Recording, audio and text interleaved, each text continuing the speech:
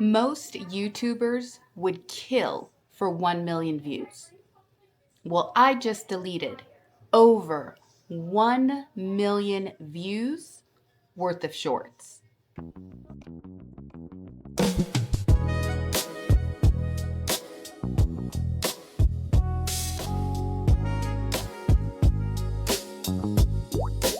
My last video is officially on fire. It has over 5,000 views, and the comment section, oh my God, almost over 300 comments. Like, I'm dying. Now, the thing is that the comment section ended up being the great debate. Half of you guys are all about, yes, it's the relative content. And a lot of you guys actually experienced the same heartbreak that I also experienced. And then on the other hand, we had team shorts. You guys saying that those shorts, even though the flag that I got was for relative content and that it wasn't the shorts, that the reused content from the shorts would definitely become a factor. So today's video, let's discuss both sides. Relative content. I think the big question with everyone is actually being able to pinpoint it and know exactly what relative content is. Now, I'll say it again, and I've said it before, I am no YouTube expert by any means, but based on my own experience and based on what I see in the live feed and reading the policy, I'm going to show you some screens of what I think would be considered that type of content. Now, I did actually have like some screen grabs and actual like screen recordings of actual pages, on YouTube that are doing that type of content. But I don't want for anybody to feel like I'm trying to like dime them out or anything. So what I did was I created some images that are kind of like the stuff that I'm seeing. And I'm going to show you guys those here. But then also, I'm going to show you guys what I did as well. So what I did was a silent picture stream. And the way that I was doing that is I was utilizing my phone, creating a live stream. I was using the green screen. So I would go in, I would put the green screen, and I would pull up a picture of myself, like one of these I even think that I used before, right? So I would put up the picture, and then I would just not be on the screen.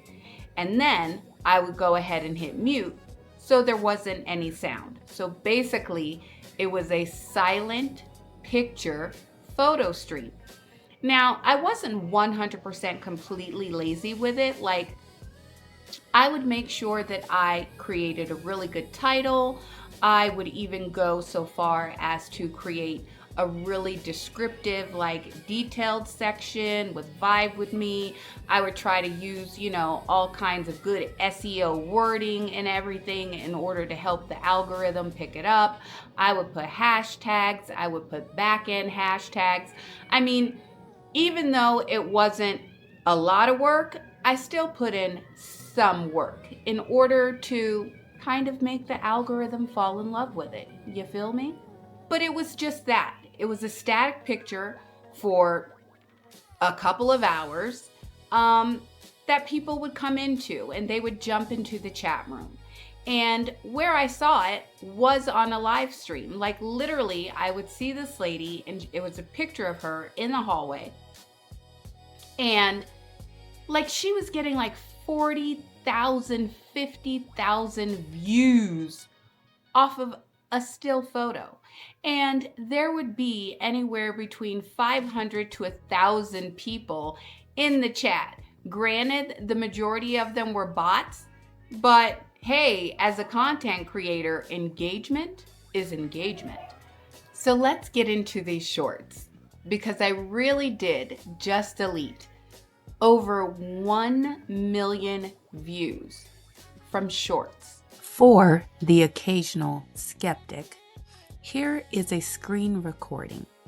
I am in the advanced mode of my YouTube Studio dashboard. And in the advanced mode, you can sort and filter by 28 days or 365 days. And you can also sort by the particular content type. So here, I sorted by content type so that you can see the 1.3 million shorts views with over 7,000 hours of watch time. So a little context. Where I found success with my shorts was the BET Music Awards, baby, the MTV Music Awards, and Big Brother, right? So those are my favorite shows to watch. I love Music Awards season. Like literally, I was ready to film shorts all season long, because right now it's awards season and the first show was starting February 1st. So I was ready to go and capitalize off of those shorts. So what I had done was I took my phone, I pointed my phone at the television, I recorded the television, and I just put little funny scripts like myself talking behind it. The stuff was actually pretty hilarious. I'm really funny when I want to be, right? So they went viral. The BET ones went mad crazy, yo. Like, I can't even tell you. Now, where I thought that I was safe was, like when you upload a video, YouTube already takes it through certain security checks. And so as I was uploading those shorts, because I was firing them off, like making them really quick, as I was uploading them, some of them would get flagged. And then some of them, even though they didn't instantly get flagged, like my biggest one, this one with Kevin Hart, had like 500,000 views on that one short. Like I thought that I was going to get monetized off of shorts in the 90-day period, because I knew that I was going to hit that 3 million. But then as the days started to progress, some of them started to get copyright strikes. So the ones that got copyright strikes, I instantly deleted them. I didn't argue, didn't try to edit, just deleted. I got it. But on the ones that didn't get flagged, I thought that they were okay because they didn't get flagged. Now, I hadn't even thought about my shorts until the comments that I received from King Explicit and the Wander Guys. Because my flag wasn't for reused content, it was for repetitive content. So I didn't even think about that. But I don't want to have to worry about anything. So when I saw their comments, it took me down a whole nother YouTube, Google, Genesis rabbit hole. Because now I needed to find out, could these shorts that got me over 1 million views and tons of subscribers be considered reused content and be the next red flag against my channel? This is what I learned after my research. And I put together 2 questions, just 2 questions, that if you are questioning if you should keep or delete, ask yourself these 2 questions. Question number 1, did I hold the camera and film the footage myself? If you can answer yes to this question, it's simple. Keep it. Question 2. Is this recording of something like a laptop, a television, another phone that is recording someone else's content?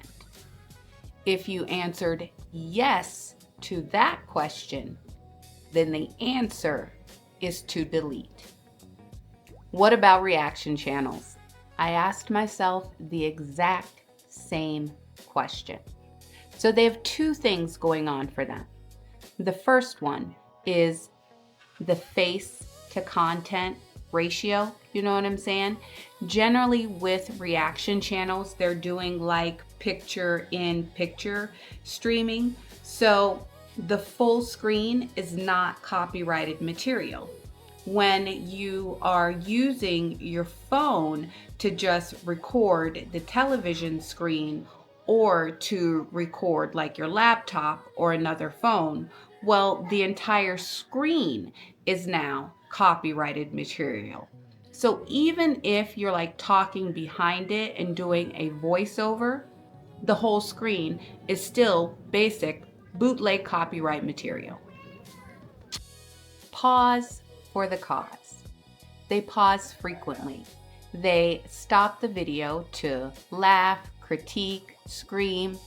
Well, generally, it's every like 30 to 60 seconds. And by doing this, they are blocking the content ID system from picking up the video. As to where with a short, generally, you're going to be pointing your phone at the television screen or the laptop for a continuous 30 to 60 seconds. And that allows for the system to recognize that content as reused content and issue a copyright strike. So to King Explicit, the Wander Guys, and the many others of you that challenged me to look at my usage of the reused content, thank you for sharing your experiences. Thank you for driving me to go down the rabbit hole and taking the plunge to delete the shorts. I personally am going to learn from your experience so that it is not my next experience when I reapply in February. And my question to the rest of you, look at your shorts. Are there some that you are questioning? Should I keep? Should I delete? I would love to know, what are your thoughts on the reuse policy? Should I have deleted the shorts? Would you have deleted the shorts? I would love to hear your thoughts in the comment section below. And until then, my name is Tiffany. This is my take. Be blessed, have a blessed day, and most importantly, do what you can to bless someone else's day.